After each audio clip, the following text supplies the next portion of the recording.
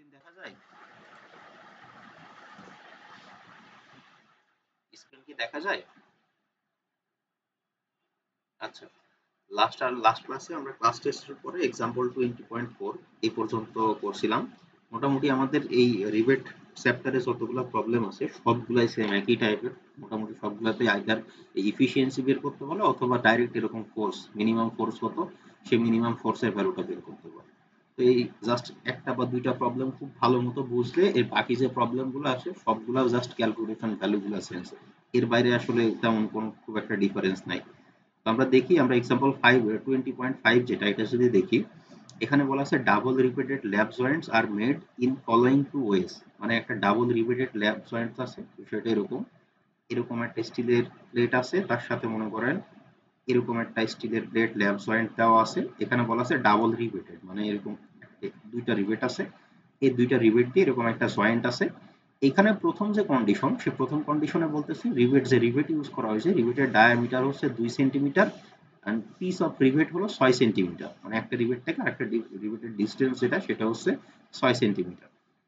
আর দ্বিতীয় কন্ডিশনে বলা আছে ডায়ামিটার অফ রিবেট 3 সেন্টিমিটার, অর্থাৎ যে রিবেটটা সেটা ডায়ামিটার 3 সেন্টিমিটার, আর পিস অর্থাৎ একটা থেকে আরেকটা সেন্টার টু সেন্টার ডিস্টেন্সটা হলো 8 সেন্টিমিটার।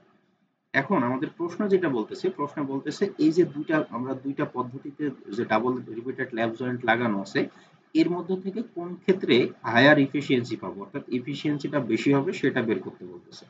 অর্থাৎ প্রথমে যখন ডায়ামিটার 2 সেন্টিমিটার ছিল, পিস ছিল 6 সেন্টিমিটার, পরবর্তীতে ডায়ামিটার 3 সেন্টিমিটার করলাম, সেক্ষেত্রে পিস হলো 8 সেন্টিমিটার। এই দুইটার মধ্যে কোন ক্ষেত্রে এফিসিয়েন্সি বেশি সেটা বের করতে বলতেছে।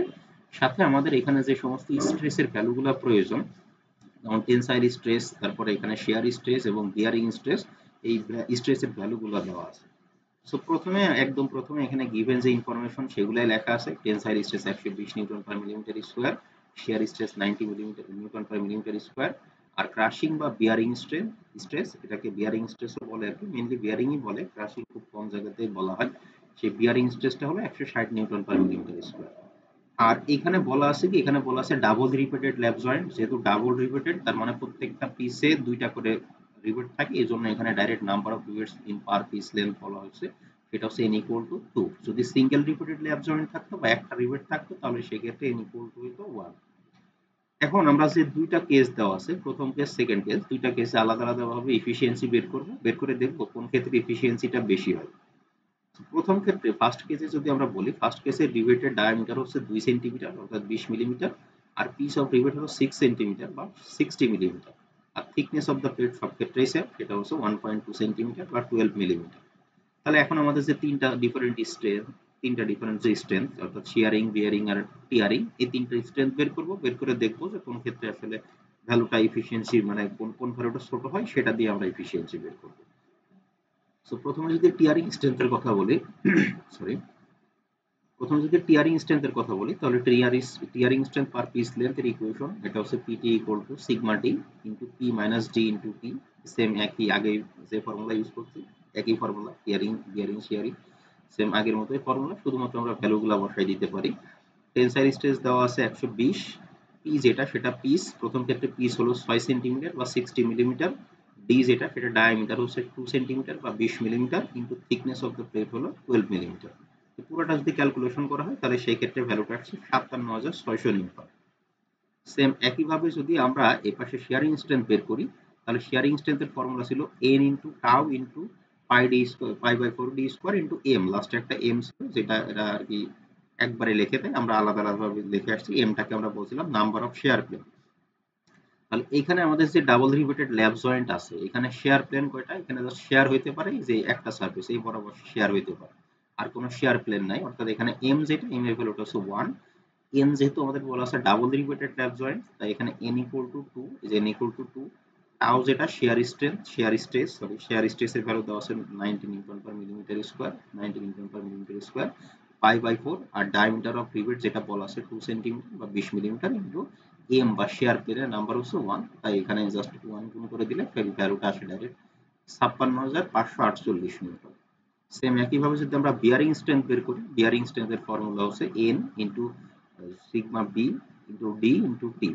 n হচ্ছে number of rivet per piece length, এখানে বলা আছে যেহেতু double riveted lap joint n equal to 2, bearing স্ট্রেংথের ভ্যালু হচ্ছে 160 newton per millimetre square, D যেটা সেটা হচ্ছে ডায়ামিটার অফ রিবেট, সেই ভ্যালুটা এখানে পরে লেখা আছে, এই দুইটা আর কি উল্টা করে লেখা আছে। ডি যেটা সেটা হচ্ছে 2 সেন্টিমিটার বা 20 মিলিমিটার, সেটা এখানে লেখা আছে। আর টি যেটা সেটা হচ্ছে থিকনেস অফ দ্য প্লেট, সেটা হচ্ছে 1.2 সেন্টিমিটার বা 12 মিলিমিটার, সেটা আগে লেখা আছে। তো যেহেতু গুণ সেটা আগে পরে লিখলে কোনো অসুবিধা নাই, পুরোটা গুণ করলে সেক্ষেত্রে পুরো ভ্যালুটা আসতেছে ৭৬,৮০০ নিউটন। তাহলে এখন আমরা যে তিনটা স্ট্রেংথ বের করলাম, শিয়ারিং, টিয়ারিং, বিয়ারিং, এর মধ্যে থেকে আমরা জানি সব থেকে যে যা ছোট হবে সেই স্ট্রেংথটাকে আমরা এফিসিয়েন্সি বের করার ক্যালকুলেশন করার জন্য পিক করব। টিয়ারিং স্ট্রেংথ ছিল ৫৭,৬০০, শিয়ারিং স্ট্রেংথ ছিল ৫৬,৫৪৮, আর বিয়ারিং স্ট্রেংথ পেলাম ৭৬,৮০০।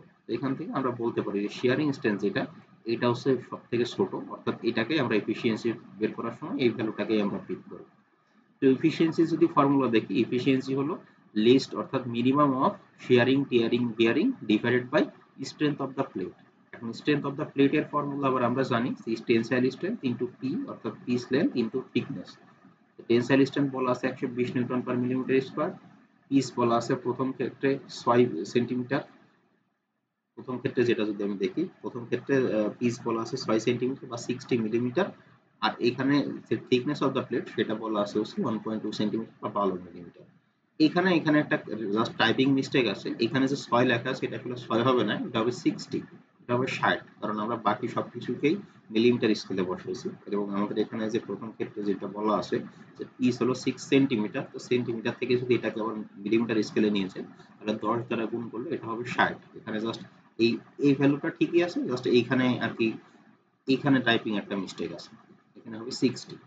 তো পুরোটা যদি ক্যালকুলেশন করা হয় তাহলে সেই ক্ষেত্রে স্ট্রেংথ অফ দ্য প্লেট আসে ৮৬,৪০০ নিউটন। এখন এফিসিয়েন্সির ফর্মুলা যদি আমরা বসাই দেই, যে minimum of shearing, tearing, bearing, সেই মিনিমাম ভ্যালুটা পাইছিলাম ৫৬,৫৪৮, আর এখান থেকে যে আমাদের যে প্লেটটা আছে সেই প্লেটের স্ট্রেংথ আমরা পাইলাম ৮৬,৪০০। সেইখান থেকে এফিসিয়েন্সি বের করলে আসে 65.45%। অর্থাৎ প্রথম কেস আমাদের এখানে যে দুইটা কেস দেওয়া ছিল, প্রথম কেস এখানে ছিল যে ডায়ামিটার অফ রিভেটস 2 সেন্টিমিটার আর পিস অফ রিভেট 6 সেন্টিমিটার। এই কেসের ক্ষেত্রে আমরা যে জয়েন্টটা পাইছিলাম সেই জয়েন্টের এফিসিয়েন্সি হলো 65.45%। এখন যদি সেম একইভাবে জাস্ট আমরা সেকেন্ড যে কেসটা আছে সেকেন্ড কেসের জন্য বের করি, সবকিছুই সেম, শুধুমাত্র ভ্যালুগুলো ডিফারেন্ট। সেকেন্ড কেসে শুধু ডায়ামিটারটা হচ্ছে 3 সেন্টিমিটার বা 30 মিলিমিটার এবং পিস হলো 8 সেন্টিমিটার বা 80 মিলিমিটার। প্লেটের থিকনেস আগের মতোই, এই যে প্লেটের thickness as it is 1.2 centimetre, যেটা হলো 12 মিলিমিটার। এখন জাস্ট ইকুয়েশন আমাদের যে শেয়ারিং, টিয়ারিং, বিয়ারিং তিনটা ইকুয়েশনে শুধুমাত্র পি এবং ডি এই দুটো ভ্যালু চেঞ্জ করা হয়েছে। প্রথমটা যদি বলি যে টিয়ারিং স্ট্রেংথ যেটা, সিগমা টি এর ভ্যালু হচ্ছে 120, ই এর ভ্যালু এখন নতুন সেকেন্ড কেসে হচ্ছে 80 মিলিমিটার, মাইনাস ডি যেটা ডায়ামিটার হচ্ছে 30 মিলিমিটার ইনটু থিকনেস 12 মিলিমিটার, গুণ করলে আসে ৭২,০০০ নিউটন। শেয়ারিং স্ট্রেংথ যেটা সেটা N into tau into pi by 4 D square into M. তো যেহেতু একই কেস, এখানেও জাস্ট এই double riveted single lap joint আছে, তো সেই ক্ষেত্রে এখানেও শেয়ার প্লেন যেটা, শেয়ার প্লেনটা হচ্ছে একটাই, এম এর ভ্যালু 1, এই জন্য এখানে নতুন করে গুণ করে নাই। তো সেখানে জাস্ট আমরা যদি বসাই দেই, যেহেতু এখানে ডাবল রিপিটেড স্ল্যাব জয়েন্ট, তাহলে ডাবল রিপিটেড হলে n ইকুয়াল টু 2, শেয়ার স্ট্রেসের ভ্যালু দেওয়া আছে 90 পাই বাই 4, কিন্তু এখন সেকেন্ড কেজের ক্ষেত্রে ডায়ামিটার হচ্ছে 30 মিলিমিটার, তাই 30 স্কয়ার, এটা গুণ করলে আসে ১,২৭,২34 নিউটন। এরপরে বিয়ারিং স্ট্রেংথ যদি বের করি আগের মতোই, n into sigma B into D into T, n হচ্ছে 2, সিগমা বি বলা আছে ১৬০ নিউটন পার মিলিমিটার স্কয়ার। এই নতুন ক্ষেত্রে এখন ডায়ামিটার হচ্ছে 30 millimetre, thickness of the plate আগের মতোই 12, এটা ক্যালকুলেশন করলে আসে ১,১৫,২০০ নিউটন। তাহলে এখন যদি আমরা এই তিনটার মধ্যে মিনিমামটা বের করি, যে শেয়ারিং, বিয়ারিং, টিয়ারিং, তাহলে এখন যে মিনিমাম যেটা আসতেছে সেটা হচ্ছে এই টিয়ারিং এর জন্য আসতেছে ৭২,০০০ নিউটন। এখন যদি এফিসিয়েন্সি বের করতে হয় তাহলে সেক্ষেত্রে আমাদের যে সলিড প্লেটটা আছে, সলিড প্লেটটারও স্ট্রেংথ বের করতে হবে। সলিড প্লেটটার স্ট্রেংথের ফর্মুলা হচ্ছে যে sigma T into P into T. Sigma T এর ভ্যালু বলা আছে ১২০, পি এর ভ্যালু সেকেন্ড কেজে পি এর ভ্যালু হচ্ছে ৮০ মিলিমিটার, টি যেটা থিকনেসের ভ্যালু হচ্ছে 12 মিলিমিটার, এটা গুণ করলে আসে ১,১৫,২০০। তাহলে এখন যদি এটাকে আমরা এফিসিয়েন্সি বের করি, এফিসিয়েন্সি বের করলে আমাদের মিনিমাম ভ্যালু যেটা সেটা হচ্ছে ৭২,০০০ ডিভাইডেড বাই ১,১৫,২০০, সেইখান থেকে ক্যালকুলেশন করলে এফিসিয়েন্সি আসে 62.5%। জাস্ট এই দুইটাই আমাদের বের করতে বলতেছিল, তো কোন ক্ষেত্রে এফিসিয়েন্সি কত। প্রথম ক্ষেত্রে অর্থাৎ ফার্স্ট যে কেস, প্রথম ক্ষেত্রে আমরা এফিসিয়েন্সি পাইছিলাম 65.45 আর সেকেন্ড ক্ষেত্রে এফিসিয়েন্সি পেলাম 62.5। তো এখান থেকে আমরা বলতে পারি যে ফার্স্ট ক্ষেত্রে আমাদের অর্থাৎ প্রথম জয়েন্টের ক্ষেত্রে প্রথম কেসে আমাদের এফিসিয়েন্সিটা বেশি ছিল, first joint has higher efficiency. Simple calculation, আর কোনো কিছুই না। আগে যে ফর্মুলা ইউজ করছি, যেভাবে ক্যালকুলেশন করে আসছি হুবহু সেম, সব একইভাবে, জাস্ট এর আগে যে দুইটা প্রবলেম সলভ করছিলাম সেখানে শুধুমাত্র একটা এরকম কেস দেওয়া ছিল, একটা কেসের জন্য এফিসিয়েন্সি বের করছিলাম। এখানে দুইটা ডিফারেন্ট কেস দেওয়া আছে, দিয়ে বলছে কোন ক্ষেত্রে এফিসিয়েন্সি বেশি। তাই একই ক্যালকুলেশন জাস্ট দুইবার করছি, দুইবার করে দেখছি কোন ক্ষেত্রে এফিসিয়েন্সিটা আসলে বেশি। এই প্রবলেমে কারো কোনো অসুবিধা আছে?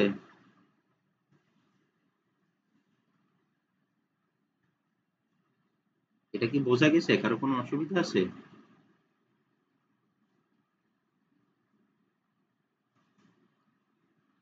আচ্ছা, এরপরে সেটা দেখি। এখানে আসলে যা প্রবলেম আছে সবগুলাই মোটামুটি সেম, একই প্রসেস, জাস্ট আমরা দেখি ক্যালকুলেশন কিভাবে কি করা আছে। তাও প্রবলেম 20.6, এটা এখানে বলা আছে in a double riveted lap joints the piece of the rivets is 7.5 centimetre, অর্থাৎ পি যেটা, পি এর ভ্যালু হচ্ছে 7.5 centimetre, thickness of the plate 1.5 centimetre, T এর ভ্যালু 1.5 সেন্টিমিটার, রিভেট ডায়ামিটার বা ডি এর ভ্যালু হচ্ছে 2.5 সেন্টিমিটার। এখানে বলতেছে what minimum force per piece length will rupture the joint when ultimate stresses, এখানে বলা আছে যে tensile stress 400 Newton per millimetre square, shear stress যেটা 320 নিউটন পার মিলিমিটার স্কয়ার, এবং বিয়ারিং স্ট্রেস যেটা 640 নিউটন পার মিলিমিটার স্কয়ার। অর্থাৎ এখানেও সব আগের মতোই সব ভ্যালু দেওয়া আছে। আগে আমাদের এফিসিয়েন্সি বের করতে বলতো, এখানে আমাদের এফিসিয়েন্সি বের করতে বলে নাই, এখানে আমাদের শুধুমাত্র বলতেছে যে মিনিমাম কত ফোর্সের কারণে আমাদের এখানে যে জয়েন্টের কথা বলা আছে সেই জয়েন্টটা ছিঁড়ে যাবে, সেই ফোর্সের পরিমাণটা আমাদের এখানে বের করতে বলতেছে।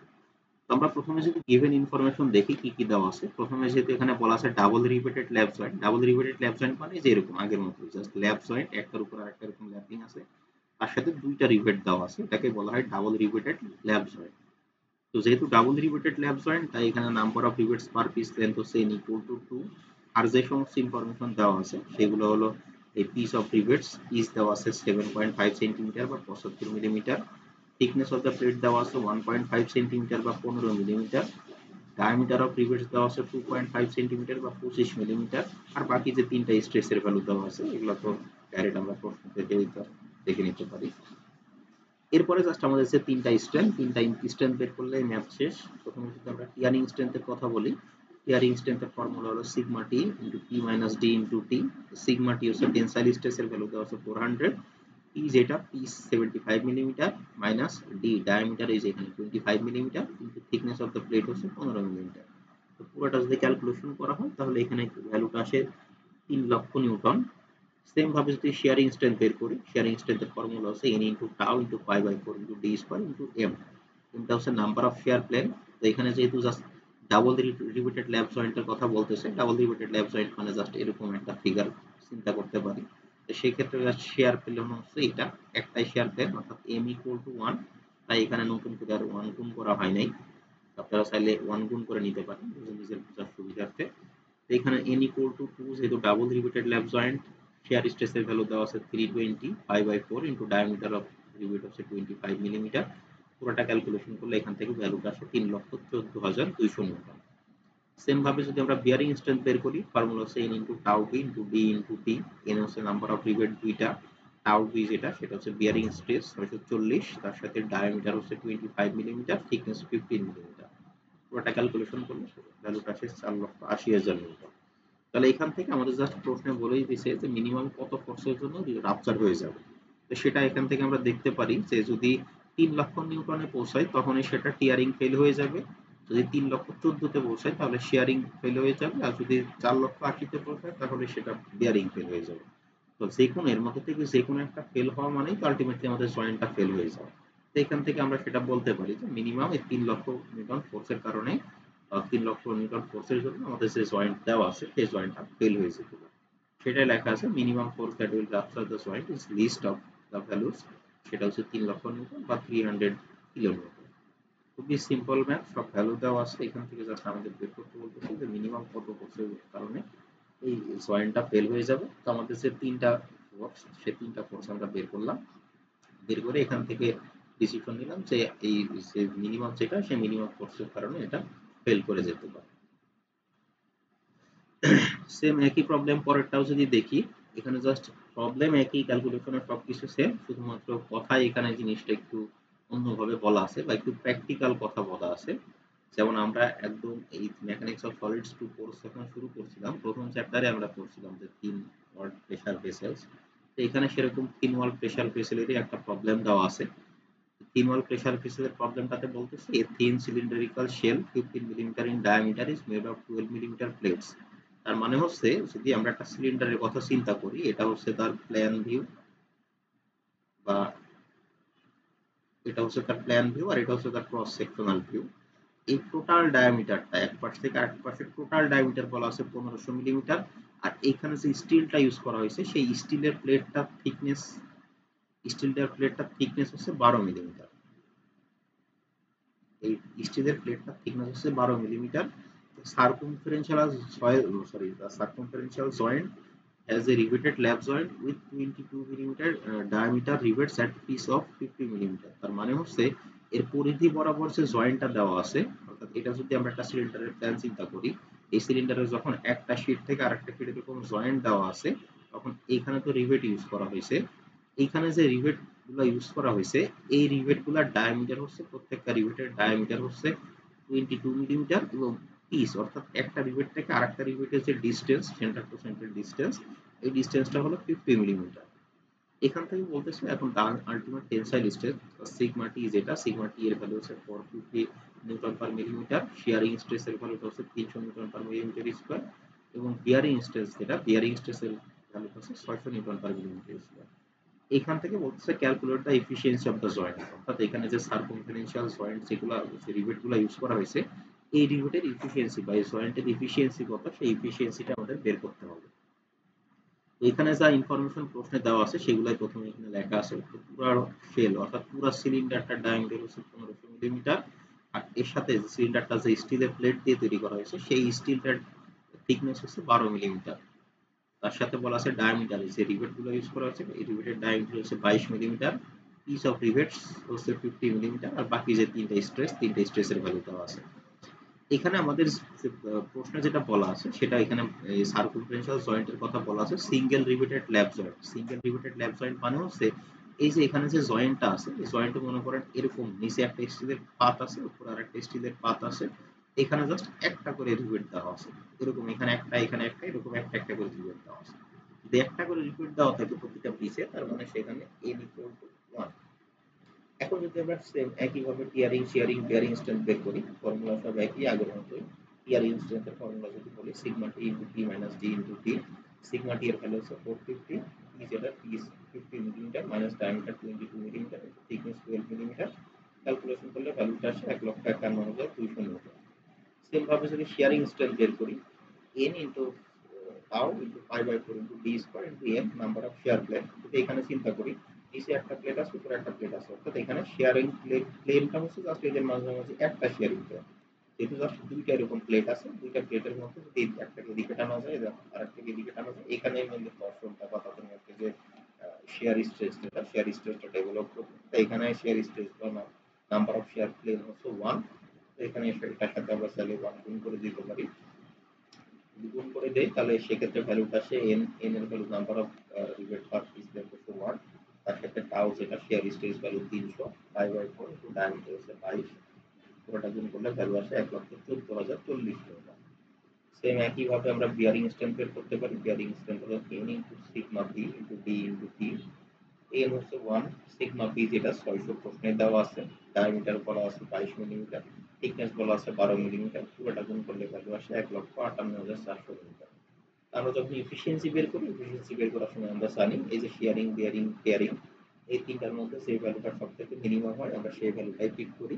তো এখান থেকে মিনিমাম ভ্যালুটা হচ্ছে প্রথমে যেটা পাইছিলাম সেটা হচ্ছে 1,51,000, পরে 1,14,000 এবং ফাইনালি যেটা পাইছি সেটা হচ্ছে 1,58,000। অর্থাৎ মিনিমাম যে ভ্যালুটা মিনিমাম পাইছি আমরা 1,14,000। এফিসিয়েন্সি বের করার জন্য আমাদের আরেকটা জিনিস প্রয়োজন, সেটা হচ্ছে সলিড প্লেটের স্ট্রেংথ। স্ট্রেংথ অফ সলিড প্লেটের ফর্মুলাটা হচ্ছে sigma D into P into T. Sigma T এর ভ্যালুটা প্রশ্নে বলা আছে 450, পিসও বলা আছে 50 মিলিমিটার, থিকনেস বলা আছে 12 মিলিমিটার। এখান থেকে ক্যালকুলেশন করলে ভ্যালু আসে 2,70,000 নিউটন। এখন যদি আমি জাস্ট এফিসিয়েন্সি বের করে দিই যে সব থেকে কম যে ফোর্সটা সেটাকে আমরা স্ট্রেংথ অফ প্লেট দিয়ে ভাগ করব, 1,14,040 এই যে ফোর্সটা, এই ফোর্সটাকে আমরা 2,70,000 দিয়ে যদি ভাগ করি তাহলে সেই ক্ষেত্রে ভ্যালুটা আসে 42.24%। সো এটাই হলো আমাদের যে জয়েন্টটা দেওয়া আছে সেই জয়েন্টের এফিসিয়েন্সি। কারো কোথাও কোনো অসুবিধা আছে বুঝতে?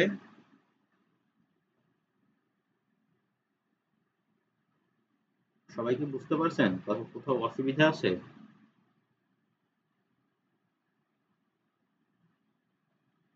এগুলা কি খুবই সিম্পল, জাস্ট একই একই টাইপের ম্যাথ যতগুলো আছে একই টাইপের রিপিটেটিভ ক্যালকুলেশন, জাস্ট কিছু কিছু প্রবলেমের ভাষাগত কিছু পার্থক্য আছে, তাছাড়া ক্যালকুলেশন ভ্যালু যা কিছু আছে মোটামুটি সবকিছুই একই টাইপের। তো আমরা দেখি আরো কয়েকটা দু একটা প্রবলেম দেখি, যেহেতু সবগুলাই সিম্পল সিম্পল সহজ সহজ প্রবলেম। পরে যেটা বলা আছে সেটা হচ্ছে এক্সাম্পল 20.8 এ যেটা বলা আছে যে সিঙ্গেল রিভেটেড ডাবল কভার বার জয়েন্ট।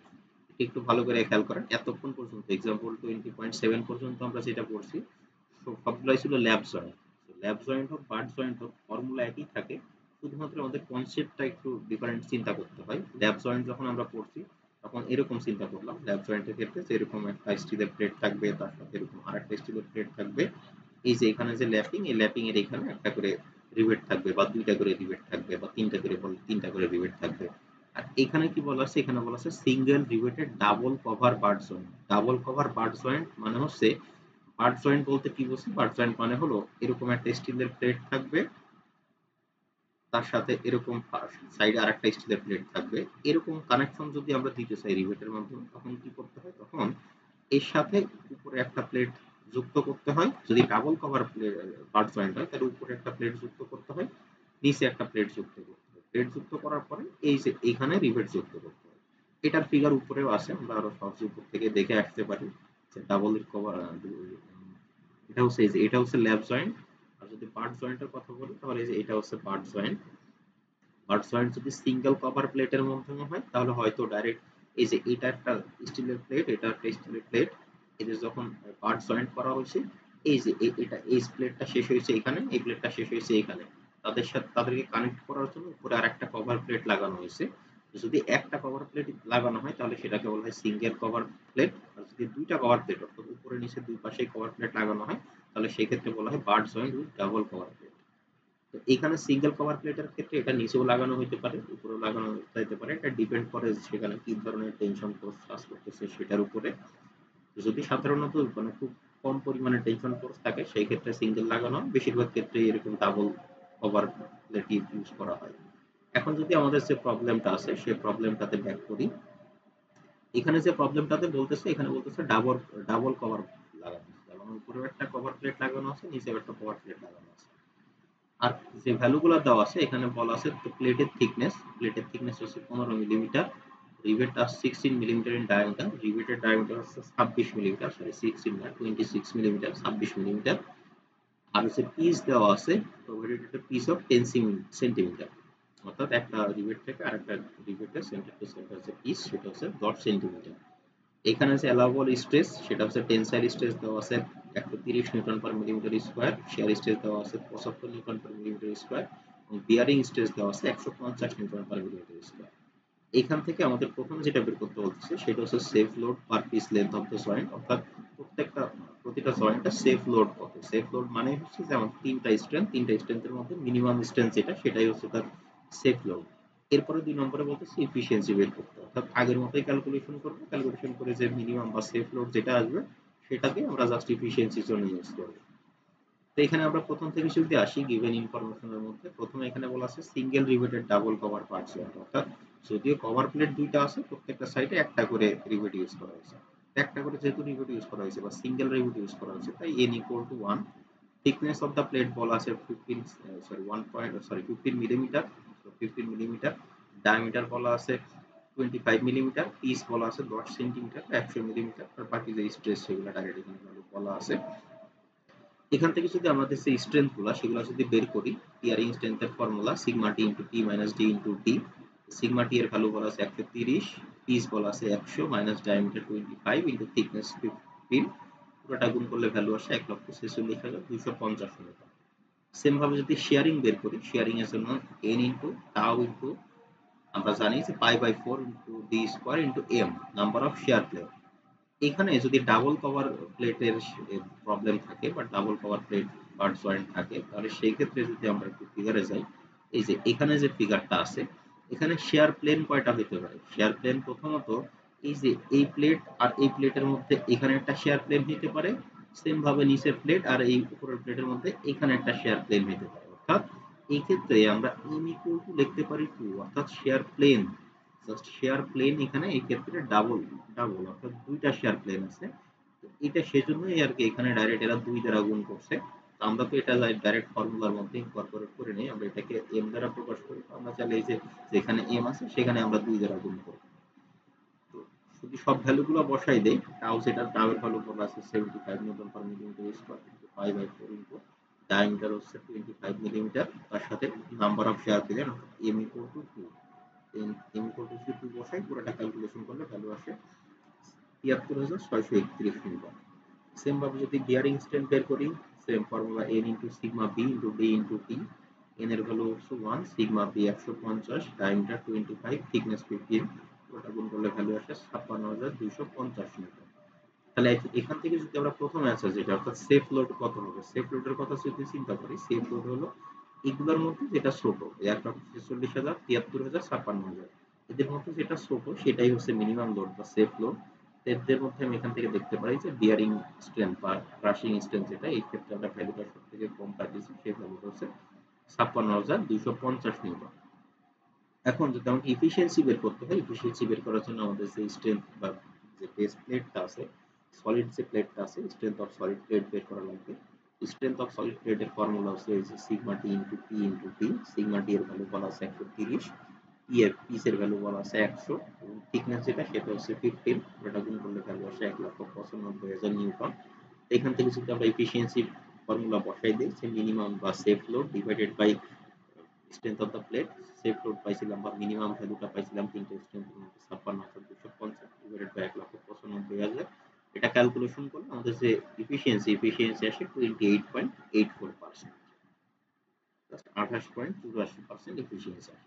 প্রবলেম সেম আগের মতোই, আমরা যত ক্যালকুলেশন যা কিছু করে আসছি, আগে যে সমস্ত প্রবলেম যা কিছু করে আসছি সব একই, শুধুমাত্র এখানে আমাদের যে রিভেটের ধরনটা ডিফারেন্ট ছিল। এর আগে আমরা এক্সাম্পল 20.7 পর্যন্ত যেগুলো করে আসছিলাম সেক্ষেত্রে ছিল ল্যাব জয়েন্ট, 20.8 যেটা এখানে আছে জাস্ট বার্ড জয়েন্ট এই ক্ষেত্রে বলা আছে ডাবল কভার প্লেট। তো জাস্ট ফর্মুলা সবকিছুই সেম, জাস্ট আমাদের এখান থেকে শেয়ার ডিফারেন্সটা হলো ডাবল কভার প্লেট থাকার কারণে শেয়ার প্লেনটা ছিল দুইটা, অর্থাৎ এম ইকুয়াল আমরা বসাইছিলাম 2। এরপরের প্রবলেমটা যেটা এক্সাম্পল 20.9, 20.8 আর 20.9 সেম একই প্রবলেম, শুধুমাত্র এখানে বলা আছে যে বা single cover plated bird joint আছে। অর্থাৎ আমরা উপরে যে ফিগার দেখে আসছিলাম বার্ড জয়েন্টের, ডাবল কভার প্লেটেড যদি হয় তাহলে সেক্ষেত্রে ফিগারটা ছিল এরকম, যদি সিঙ্গেল কভার প্লেটেড হয় তাহলে ফিগারটা হলো এরকম, অর্থাৎ শুধুমাত্র একটা কভার প্লেট লাগানো আছে। এখানে এই ক্ষেত্রে আমাদের এখানে যে ফিগারটা দেওয়া আছে এই ক্ষেত্রে শুধুমাত্র তার উপরের সাইডটাতে কভার প্লেট লাগানো আছে, নিচের সাইডটা ফ্রি আছে। তো এরকম যদি single cover plated bird joint হয় তাহলে সেক্ষেত্রে জাস্ট চেঞ্জ কি হতে পারে, এই ফিগারটার মধ্যে চেঞ্জ শুধুমাত্র হইতে পারে নাম্বার অফ শেয়ার প্লেন। এই ক্ষেত্রে এখানে যেটা ছিল, এখানে শেয়ার প্লেনের জাস্ট ছিল শেয়ার প্লেন ছিল দুইটা, অর্থাৎ এখানে একটা শেয়ার প্লেন ছিল, এখানে একটা শেয়ার প্লেন ছিল। আর আমাদের এখানে যে ফিগারটা আছে এখানে শেয়ার প্লেন হলো একটা, এই প্লেট এবং এই প্লেটের মধ্যে জাস্ট শেয়ার প্লেন আছে একটা। জাস্ট এতটুকুই চেঞ্জ। আমাদের পরের যে প্রবলেমটা আছে এক্সাম্পল 20.9, সেখানে শুধুমাত্র এতটুকুই চেঞ্জ আছে। 20.9 এ যাই, এই যে জাস্ট এখানে বলা আছে single cover plated bird joint. এই ক্ষেত্রে জাস্ট আগে যা ক্যালকুলেশন করছি, যে এখানে জাস্ট প্রথম ক্ষেত্রে দেখেন যা ভ্যালু পাইছিলাম, এখানে 1,46,250, এখানে 1,46,250। শেয়ারিং স্ট্রেন্থের ক্ষেত্রে শুধুমাত্র এখানে m ইকুয়াল টু 2 বসাইছিলাম, এই ক্ষেত্রে এখন m ইকুয়াল টু 1 বসাবো। m ইকুয়াল টু 1 বসাই তাহলে এই ভ্যালু যেটা, এই ভ্যালুটা কমে যায়, অর্ধেক হয়ে যায়। আগে 2 দ্বারা গুণ করার কারণে ছিল 73,631, এখন যেহেতু 2 দ্বারা গুণ করা নাই অর্থাৎ 1 দ্বারা গুণ করা আছে, সেই ভ্যালুটা আছে 36,815। শুধুমাত্র এইটুকুই চেঞ্জ হয়ে যায়, বাকি সবকিছুই সেম। এই ভ্যালুর যেটা বিয়ারিং স্ট্রেংথ যেটা, সেটা আগেও পাইছিলাম 56,250, এই ক্ষেত্রে আছে 56,250। জাস্ট শুধুমাত্র এই যে এই শেয়ার ইনস্ট্যান্স যখন বের করছিলাম, এখানে যেহেতু শেয়ার প্লেন একটা, তাই এখানে আগে 2 দ্বারা গুণ করা ছিল, এখন 1 দ্বারা গুণ করছি। গুণ করলে এই ভ্যালুটা কমে গেছে। এই ভ্যালুটা কমে এখন যদি এখন মিনিমাম ইনস্ট্যান্স যদি বলি, তাহলে এটা আছে 1,46,250, এটা আছে 36,815, এটা আছে 56,250। তাহলে এর মধ্যে থেকে মিনিমাম ভ্যালুটা আমরা পাবো যে 36,815। আর strength of the solid plate তো আগের মতোই, এটা তো আর নতুন করে আমরা কোনো কিছু চেঞ্জ করা হয়নি। আগেও যে ভ্যালুটা পাইছিলাম, যে আগেও যেটা পাইছিলাম, এখান থেকেও যে strength of the solid plate যেটা পাইছিলাম 1,95,000, সরি 1,95,000 নিউটন, এখান থেকেও জাস্ট 1,95,000 নিউটনই পাবো। কারণ এই দুইটা প্রবলেম একই, জাস্ট প্রথম আগের প্রবলেমটাতে ছিল ডাবল কভার প্লেট, এক্ষেত্রে বলা আছে সিঙ্গেল কভার প্লেট। এটা যদি জাস্ট মিনিমাম লোডকে যদি ভাগ করে দেই আমরা এই strength of the cover plate দ্বারা, sorry strength of the solid plate দ্বারা, তাহলে 36,815 ডিভাইডেড বাই এই যে 1,95,000 বা যদি এখানে যে বলা আছে এটা গুণ করলে 1,95,000 পাবো, যে এই ভ্যালুটাই এই সংখ্যাটাই এখানে লেখা আছে। তো সেক্ষেত্রে সেকেন্ড ক্ষেত্রে যদি সিঙ্গেল কভার প্লেট থাকে, তাহলে সেই ক্ষেত্রে আমরা এফিসিয়েন্সি পাইতেছি 18.88%। অর্থাৎ সিঙ্গেল কভার প্লেট ইউজ করার কারণে এখানে তার এফিসিয়েন্সিটা, ওভারঅল এফিসিয়েন্সিটা অনেকটা কমে গেছে। তো এইভাবে এখানে যা প্রবলেম আছে, মোটামুটি এরপরেও যা প্রবলেম আছে সবগুলাই সেম। এখানে আমাদের টোটাল 5টা প্রবলেম আছে। এক্সাম্পল 20.15 পর্যন্ত আছে, আমরা এক্সাম্পল 20.9 পর্যন্ত আজকে দেখলাম। আমরা চেষ্টা করবো নেক্সট ফ্রাইডে ক্লাসে এই প্রবলেম যেগুলো আছে সেগুলো শেষ করে দেওয়ার। শেষ করে আমাদের মোটামুটি এই রিবেট চ্যাপ্টারের পরে আর একটা চ্যাপ্টার বাদ থাকবে, সেটা হচ্ছে স্ট্রেস ট্রান্সফরমেশন। সেটা বললে মোটামুটি আমাদের ফাইনালের যে সিলেবাসটা, ফাইনালের সিলেবাসটা কভার হয়ে যাবে। আজকে যে পর্যন্ত পড়াইলাম বা এখানে কোনো প্রবলেমে বা কোথাও বুঝতে পারেন না এমন কেউ আছেন? বা এই সমস্ত প্রবলেমে কি কারো কোথাও সমস্যা হচ্ছে বুঝতে?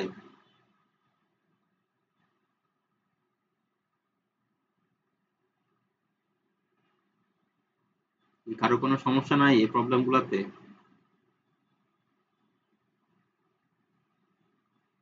এই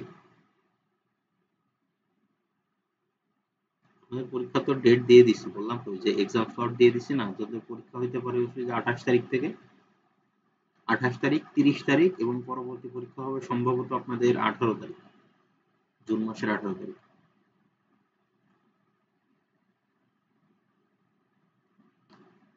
তাহলে এই প্রবলেম গুলোতে যদি কারো কোনো অসুবিধা না থাকে, এগুলা আসলে কি পরীক্ষা আসলে কি লিখতে পারবেন?